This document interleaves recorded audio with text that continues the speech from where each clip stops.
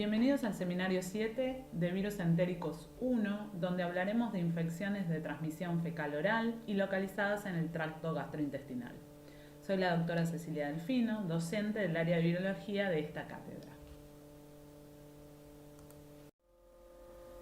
Los objetivos de este seminario son conocer las principales infecciones virales con puerta de entrada entérica localizadas que afectan el tracto gastrointestinal, conocer la estructura, replicación y patogénesis de los virus involucrados, aplicar los conocimientos adquiridos sobre la respuesta inmune antiviral y definir los mecanismos de daño y las estrategias virales para la evasión a la respuesta inmune. En cuanto a la relevancia médica, según la Organización Mundial de la Salud, la enfermedad diarreica aguda es la segunda causa de muerte en niños menores de 5 años en todo el mundo. Estas muertes ocurren en general en países subdesarrollados en los cuales los recursos son limitados o se carece de insumos para evitar la deshidratación y la desnutrición relacionadas con esta enfermedad. La gastroenteritis aguda está asociada con diferentes agentes etiológicos, entre los cuales los virus tienen una incidencia del 50 al 70%, mientras que las bacterias representan el 15 al 20% de estas infecciones. Sobre el total de infecciones virales, el rotavirus representa aproximadamente el 70% de ellas, seguido de los norovirus con un 20%. ¿Qué virus están involucrados? Tenemos virus con dos tipos de genoma, ARN y ADN, aunque los iremos nombrando por su orden de incidencia en la enfermedad diarreica aguda. El primero es el rotavirus, con genoma ARN que pertenece a la familia Reoviridae. Afecta principalmente a niños pequeños de todo el mundo. Ocurren brotes invernales en climas templados, generalmente en guarderías, y pequeñas epidemias en ancianos. El segundo en la lista son los norovirus.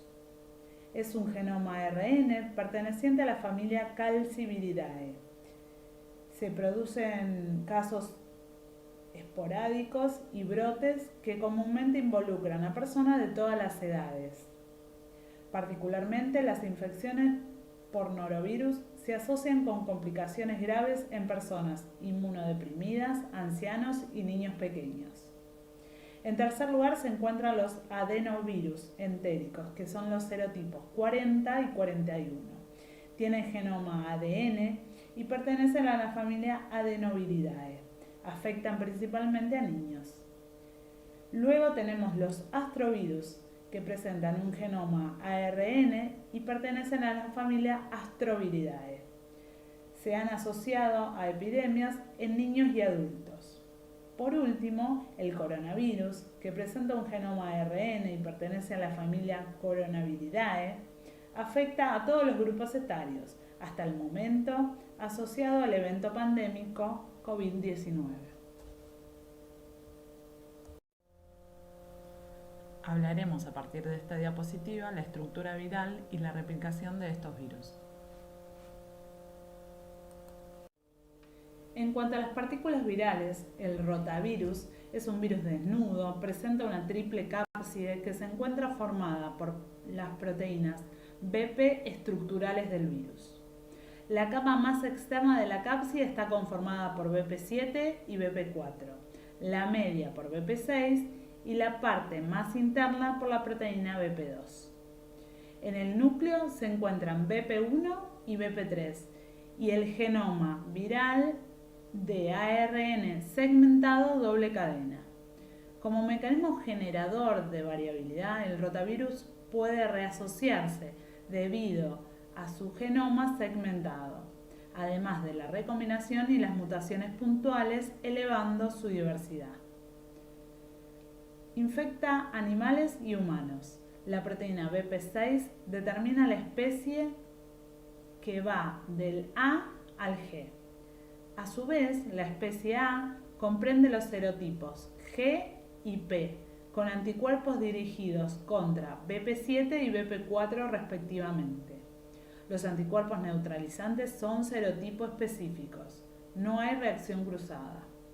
En cuanto a la partícula de los norovirus, es un virus desnudo con cápside icosaédrica compuesta por BP1 y solo unas pocas copias de BP2 en la superficie interior. Tienen un genoma ARN, simple cadena de polaridad positiva.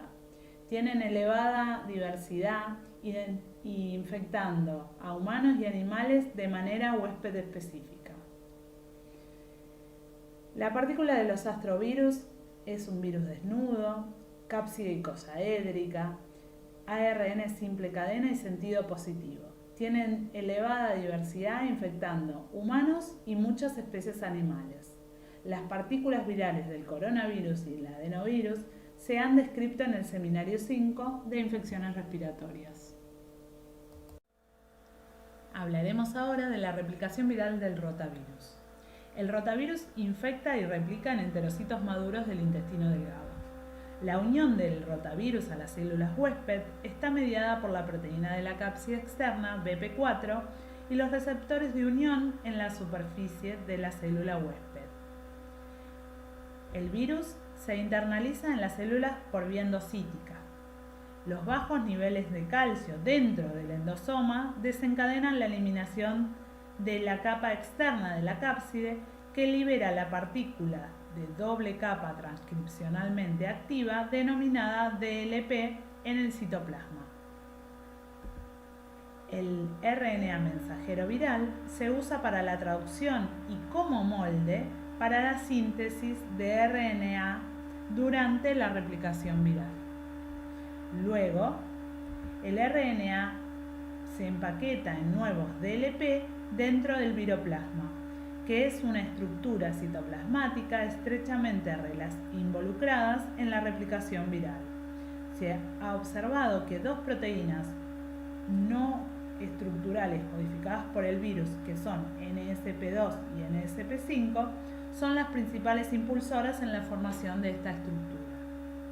El ensamblaje de la partícula de triple capa implica la unión de las DLP recién formadas a la proteína no estructural NSP4, que sirve como un receptor intracelular, seguida de la brotación de las DLP en el retículo endoplásmico.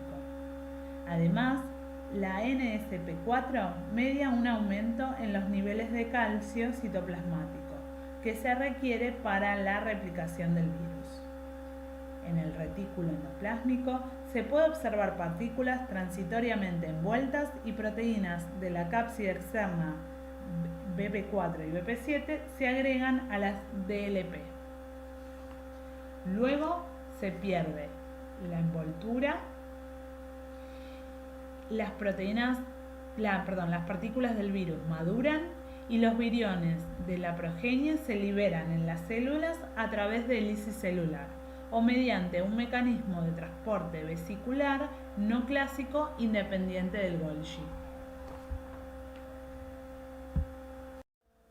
Hablaremos ahora de la replicación de los norovirus. Los norovirus infectan enterocitos, aunque también pueden infectar células de la respuesta inmune que se encuentran en el intestino delgado como macrófagos y células dendríticas. La cápside se adhiere a la superficie celular a través de interacciones entre BP1 y los receptores celulares de la célula huésped. Posteriormente penetra y se desnuda. El ARN simple cadena sentido positivo se transcribe y traduce en el citoplasma en una poliproteína que luego es clivada post-traduccionalmente por una proteasa viral.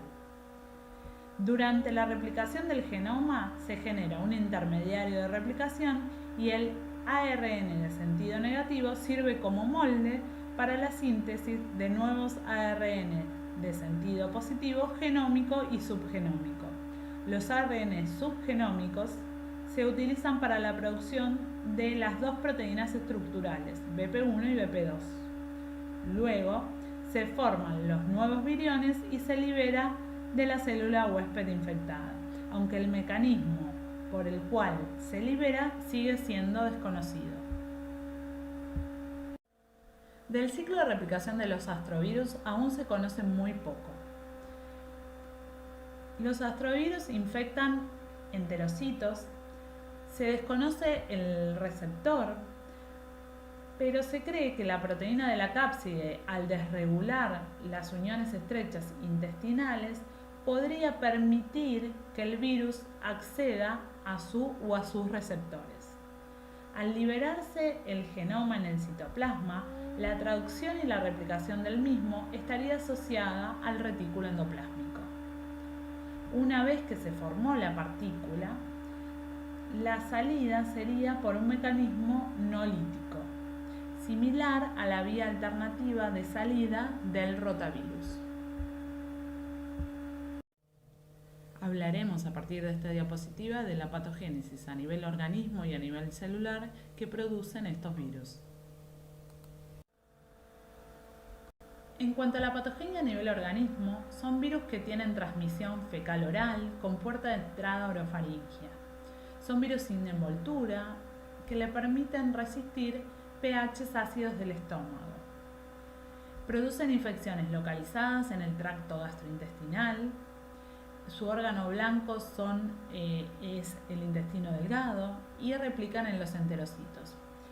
Sin embargo, puede haber manifestaciones extraintestinales, como es el caso de los rotavirus, que pueden afectar otros órganos como por ejemplo el vaso, hígado, corazón, pulmón, vejiga, páncreas y cerebro. También los norovirus pueden tener manifestaciones extraintestinales. Un dato importante es el estado inmunológico del hospedador. Se observó en el caso de los norovirus que la infección en inmunocomprometidos puede generar enfermedad más grave y prolongada. También el rotavirus puede generar casos severos en individuos inmunocomprometidos. Por último, presentan una característica que es tener una elevada virucopria, es decir, gran cantidad de partículas virales en heces.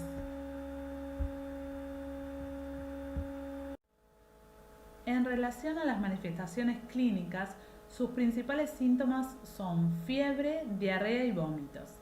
En los norovirus, los vómitos son muy abundantes y en los rotavirus, como infecta principalmente a niños, la diarrea puede ser severa y causar deshidratación y muerte.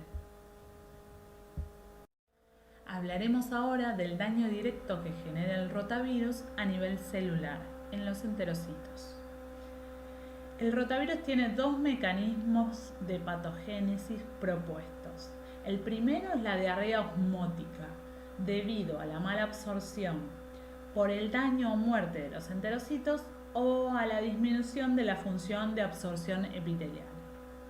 Y la segunda es la diarrea secretora, que es debida a los efectos de la enterotoxina viral NSP4 y la activación del sistema nervioso entérico.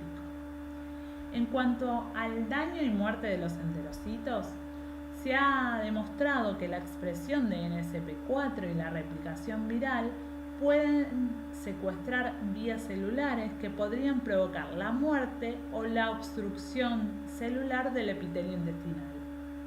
Los mecanismos propuestos para esto incluyen la apoptosis mediada por el virus, la mala localización mediada por NSP4 de la proteína de unión estrecha Z1 y la unión de las proteínas de matriz extracelular de la membrana basal, así como la irrupción de la homeostasis celular normal. La función de absorción epitelial reducida incluye la pérdida de enterocitos infectados y el deterioro mediado por NSP4 de los canales de solutos acoplados al sodio que están involucrados en la reabsorción de grandes volúmenes de agua en condiciones fisiológicas. Sin embargo, la contribución de la función de absorción epitelial reducida a la diarrea inducida por el rotavirus no está clara, debido a la eficiencia de la terapia de rehidratación oral, por lo cual se sugeriría que el rotavirus no infecta todos los enterocitos. En cuanto a la NSP4, es una enterotoxina que induce la diarrea. La NSP4 es secretada por las células infectadas con rotavirus. se une a las células epiteliales intestinales y envía señales a través de fosfolipasa C para aumentar los niveles de calcio citoplasmático, lo que activa los canales de cloruro dependientes de calcio. La activación de estos canales provoca la secreción excesiva de iones de cloruro hacia la luz intestinal, creando un gradiente osmótico que facilita el transporte de agua hacia la luz intestinal, lo que provoca la diarrea secretora.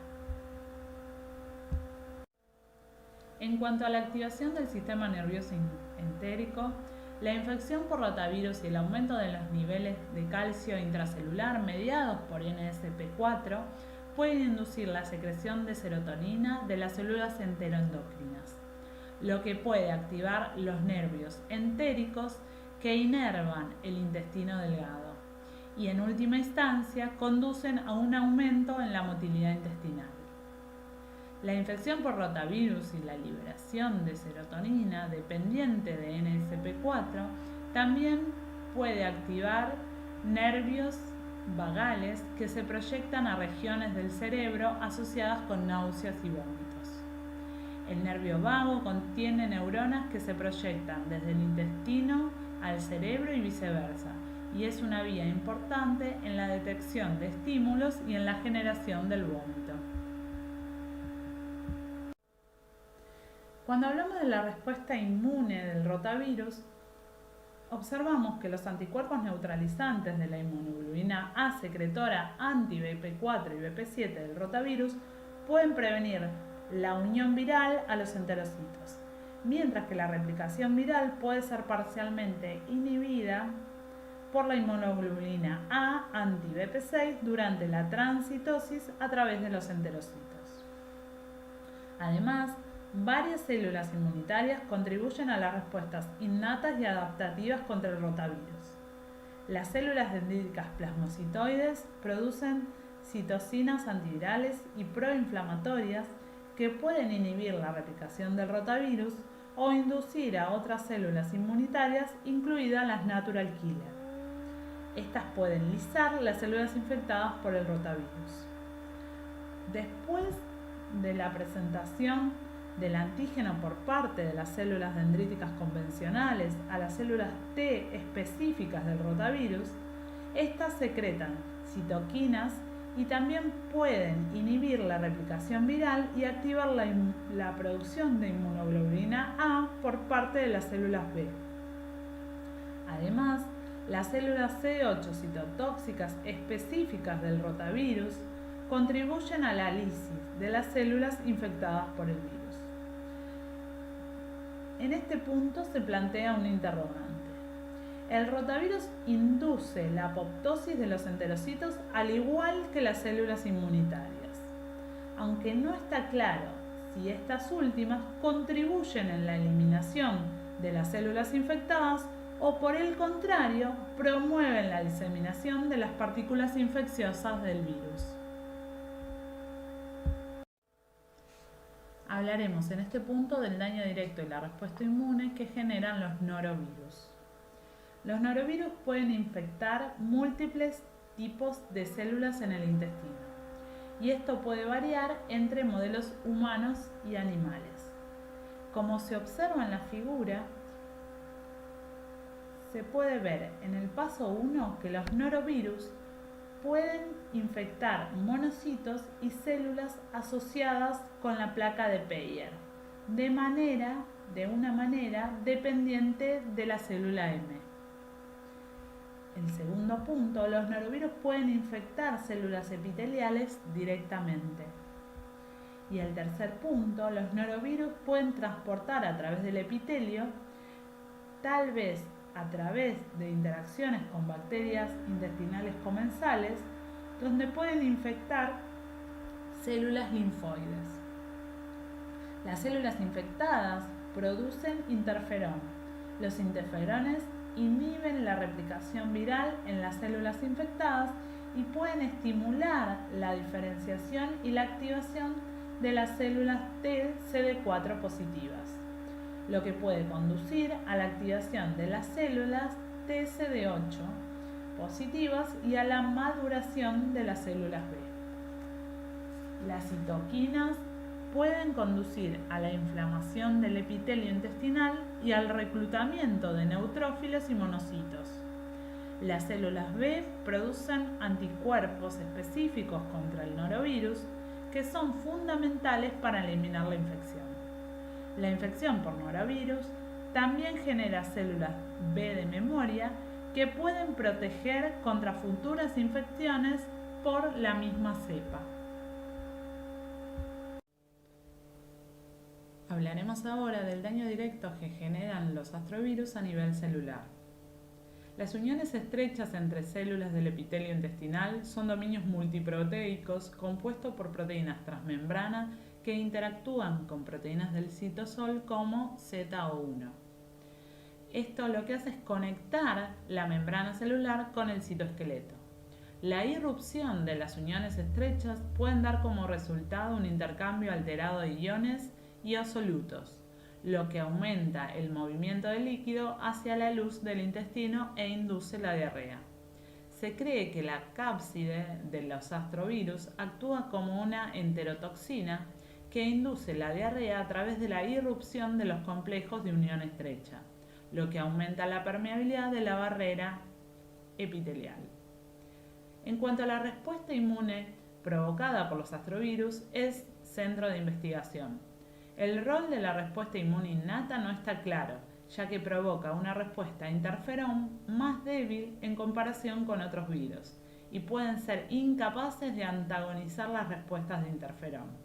Sin embargo, la adición de interferón exógeno puede limitar la infección y proteger contra el aumento de la permeabilidad de la barrera epitelial in vitro. En cuanto a las proteínas NSP1 no estructural y BP3 estructural, son antagonistas directos de la respuesta inmune innata del huésped. La NSP1 media la degradación de una amplia gama de objetivos celulares, incluidos aquellos que funcionan como sensores inmunes innatos, intermediarios de señalización, factores de transcripción y mediadores de las vías de supervivencia del huésped. La BP3 presenta dos funciones. La primera coloca el CAP a los transcriptos virales a medida que emergen de la DLP, lo que probablemente evita la activación de los sensores de ARN mensajero del huésped y antagoniza directamente la vía OAS-RNase-L. En cuanto a la evasión a la respuesta inmune de los norovirus, se ha demostrado o propuesto varias estrategias a través de las cuales los norovirus contrarrestan las diferentes etapas de la respuesta a interferón del huésped. Ellas son el deterioro de las funciones de los receptores de reconocimiento de patrones, inhibir la cascada de señalización, obstruir la liberación de interferón e interrumpir con la señalización de interferón y el estado antiviral. Todo ello lo producen diferentes proteínas estructurales y no estructurales de los norovirus. En esta última diapositiva observaremos a dos agentes que producen infecciones respiratorias que ya se han observado en el seminario 5 y aunque también pueden producir enfermedad diarreica en los individuos que infectan. Hablamos de los adenovirus serotipo 40 y 41 y del coronavirus SARS-CoV-2. De este último agente vamos a hablar y describir brevemente cómo causa esta enfermedad. El SARS-CoV-2 ingresa al individuo por la inhalación de gotitas cargadas con el virus expulsadas por una persona infectada. Esto lo que produce es la unión del virus al receptor AC2 en las células del pulmón. El sistema inmunitario activado del huésped libera mediadores inflamatorios que conducen a una tormenta de citoquinas. El aumento de estos mediadores conduce a la permeabilidad pulmonar y, junto con el virus, estos mediadores pasan a circulación y migran al intestino. Allí se unen con receptores AC2 que están altamente expresados en los enterocitos. El SARS-CoV-2 reduce la expresión de los receptores AC2 y afecta la composición de la microbiota y el sistema inmunológico del intestino, aumentando la permeabilidad, generando malabsorción y la apoptosis de los enterocitos. Esto lo que va a conducir es a la observación de síntomas gastrointestinales. Por último, el SARS-CoV-2 se libera por materia fecal. Lo que se desconoce o está en vías de conocimiento es si en realidad el SARS-CoV-2 se transmite por vía fecal oral.